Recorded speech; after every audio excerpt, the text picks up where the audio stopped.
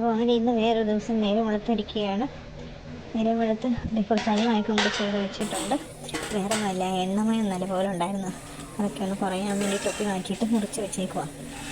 അതേപോലെ കഞ്ഞിക്കലം അടുപ്പത്ത് കയറിയിട്ടുണ്ട്, കുടിക്കാനുള്ള വെള്ളം റെഡിയാകുന്നുണ്ട്. അപ്പോൾ ഇന്ന് രാവിലെ ഇവിടെ പുട്ടുണ്ടാക്കാമെന്നാണ് വിചാരിക്കുന്നത്. പുട്ടിനുള്ള പൊടി നനച്ചാൽ ശരിക്കും അങ്ങോട്ട് നനയത്തില്ല. നനയാത്ത പൊടി കൊണ്ട് പുട്ടുണ്ടാക്കിയാലൊട്ട് ശരിയാകത്തുമില്ല. അതിന് വേണ്ടിയിട്ട് കുറച്ച് തേങ്ങയും തിരിഞ്ഞ് മിക്സിയിൽ തന്നെ പൊടി നനച്ചെടുക്കാമെന്ന് വിചാരിക്കുന്നത്. അതാകുമ്പോൾ കൃത്യമായിട്ട് നനഞ്ഞ് കിട്ടുമല്ലോ. അതിനുള്ള തയ്യാറെടുപ്പുകളൊക്കെ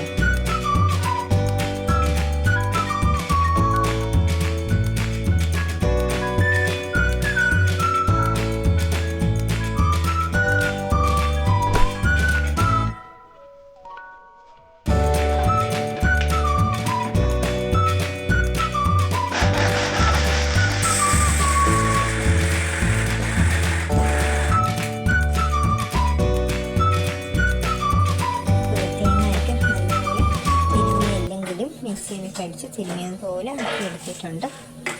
ഇനി പുട്ടിനുള്ള പൊടി നനയ്ക്കാം. കുറച്ച് മേടിച്ച പൊടിയും പിന്നെ കുറച്ച് ഇവിടെ വറുത്ത് പൊടിച്ച പൊടിയുണ്ട്, രണ്ടുകൂടെ ചേർത്താണ് ചെയ്യുന്നത്. അപ്പോൾ 2 പൊടിയും കൂടെ ചേർത്ത് പുട്ടിനുള്ള പൊടി ഒഴിച്ച് വെക്കാം. കവറിൽ തീർന്ന് തികയത്തില്ല, അതുകൊണ്ടാണ് വീട്ടിലതും കൂടി എടുക്കുന്നത്. വീട്ടിൽ വറുത്ത് പൊടിച്ചത് തീരാറായി, ഇപ്പോൾ അടുത്ത ട്രിപ്പ് പൊടിപ്പിക്കണം. ഇതെന്തായാലും തികയത്തില്ല, അപ്പോൾ അതുകൊണ്ട് കുറച്ച് അഴിയുന്നും കൂടെ എടുത്ത് ചേർക്കാം. ബാക്ക്ഗ്രൗണ്ടിൽ നിങ്ങൾക്ക് വണ്ടി പോകുന്ന ശബ്ദവും പിള്ളേരുടെ ശബ്ദവും ഒക്കെ കേൾക്കുന്നുണ്ടായിരിക്കും. എല്ലാം ഇവിടെ ഉള്ളതൊക്കെയാണ് ഈ ശബ്ദങ്ങളൊക്കെ ആയി കേൾക്കുന്നത്. അപ്പോൾ കുട്ടികളുടെ പൊടിയൊക്കെ നനയ്ക്കട്ടെ. കറിയൊന്നും ഉണ്ടാക്കുന്നില്ല, പഴവും കൂട്ടി കഴിക്കാമെന്ന് വിചാരിച്ച അങ്ങനെ ആവട്ടെ എന്ന് വിചാരിച്ചു. ചായയും കൂടെ തിളപ്പിക്കണം, ചൂട് ചായയും പൊട്ടുമൊക്കെ ആകുമ്പോൾ നല്ലൊരു രസമാണല്ലോ കഴിക്കാനും. അങ്ങനെ ഇഷ്ടമുള്ളവർ എത്ര പേരുണ്ട് കമൻറ്റ് ഇടണേ. പിന്നെ ഉച്ചക്കലത്തേക്ക് ചോറും കറിയൊക്കെ വെക്കണം. വെള്ളം തിളയ്ക്കുന്നുണ്ട്, അരി അടുപ്പത്ത് ഇടണം. പിന്നെ ഒരു തോരനോ ഒഴിച്ച് കറി എന്തെങ്കിലും വെക്കാമെന്ന് വിചാരിക്കുന്നു. മീൻ മേടിച്ചത് ഇരിപ്പുണ്ട്, ഇന്നലെ കറി വെച്ചിട്ടുണ്ടായിരുന്നു, കറി കുറച്ചുണ്ട്. പിന്നെ വേറെ കറിയൊന്നും ഇന്ന് വെക്കുന്നില്ല. അപ്പോൾ അങ്ങനെയൊക്കെയാണ് ഇന്നത്തെ കാര്യങ്ങൾ നടക്കും. പോലെ പുട്ട് പുഴുങ്ങാൻ പുട്ടുകൂടം അടുപ്പത്ത് കയറിയിട്ടുണ്ട്.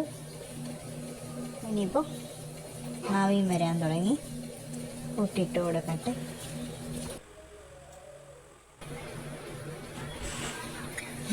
പുട്ട് വെന്തിട്ടുണ്ട്, അത് നമുക്ക് പാത്രത്തിലോട്ട് മാറ്റാം. ഇനി അടുത്ത പൊടി നിറയ്ക്കട്ടെ.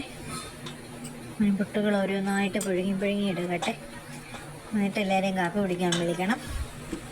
അപ്പോൾ പുട്ടൊക്കെ റെഡി ആയിട്ടുണ്ട്.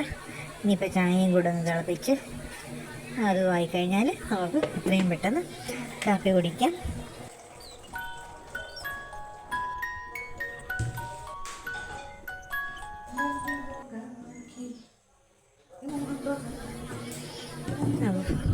എന്തുവായാലും ഞാൻ നോക്കിയിരിക്കുന്നില്ല, വേണ്ടവരൊക്കെ വീണു വന്ന് കഴിക്കട്ടെ, എനിക്ക് വിശക്കും.